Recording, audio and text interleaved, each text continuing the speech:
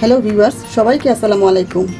আজকে আমি দেখাবো আপনাদেরকে গুলশা মাছের ঝাল। তার জন্য আমার লাগবে গুলশা মাছ বড় সাইজের।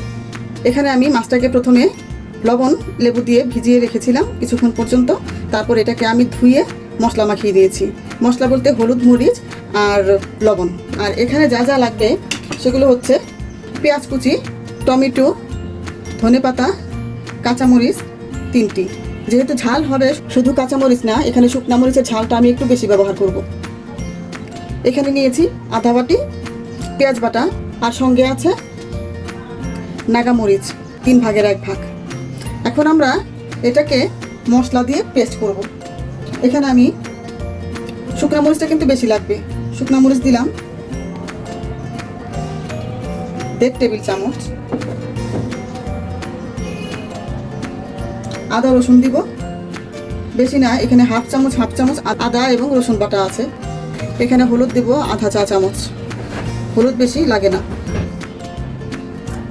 আর দিব প্রয়োজন মতো লবণ।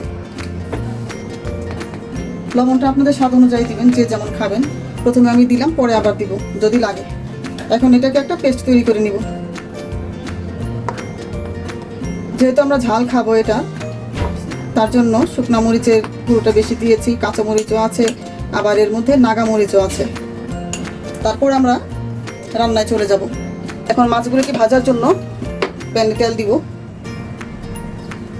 তেলটা গরম হয়ে গিয়েছে, এখন আমি মাছগুলোকে দিয়ে দিব।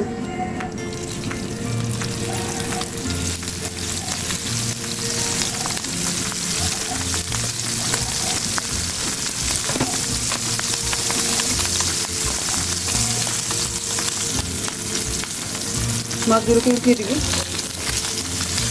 এই মাছগুলো একটু সাবধানে ভাজতে হবে। ভাজা হয়ে গিয়েছে, মাছগুলো এখন তুলে নিব।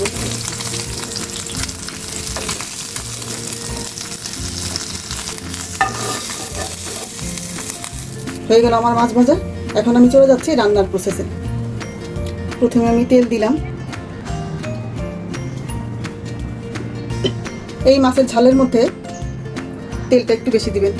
তেলটা গরম হয়ে গিয়েছে, এখন এর মধ্যে দিয়ে দেবো পেঁয়াজ কুচি। নেড়ে নিব,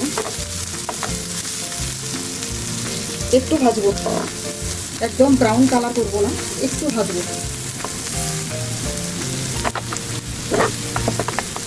দিয়ে দিব কয়েকটি টমেটো কুচি। আমি প্রায় রান্নার মধ্যেই এই শ্রেণীটা দেখাচ্ছি, কারণ এটা আমার মায়ের হাতের দেওয়া।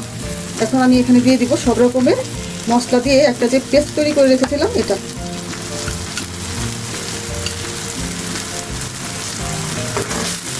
নেড়ে দিব।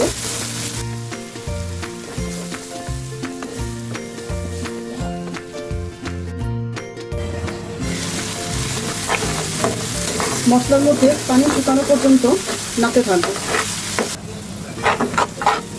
দেখুন এখন কিন্তু মশলাটা ভাজা ভাজা হয়ে গিয়েছে, মশলার মধ্যে তেমন পানি নেই। এখন আমি এটার মধ্যে দিয়ে দিব একটু পানি, তারপরে মাছ দিয়ে দিব।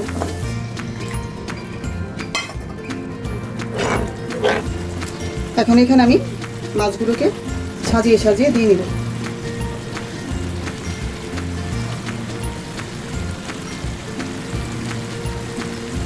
আবার একটু ঢেকে দিব। এখন এর মধ্যে দিয়ে দিব একটু লেবু রস। তারপর দিয়ে দিচ্ছি এখানে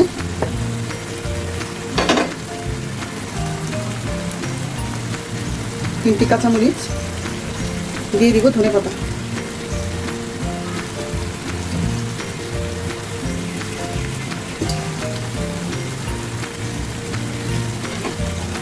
কিছুক্ষণ ঢেকে দিব। এখন চুলার আঁচ কমিয়ে তারপর রান্না করতে হবে। বাড়িয়ে দিলে ভালো মতো ভাজা ভাজা হবে না, পানিটা তাড়াতাড়ি শুকিয়ে যাবে, রান্নাটা ভালো হবে না।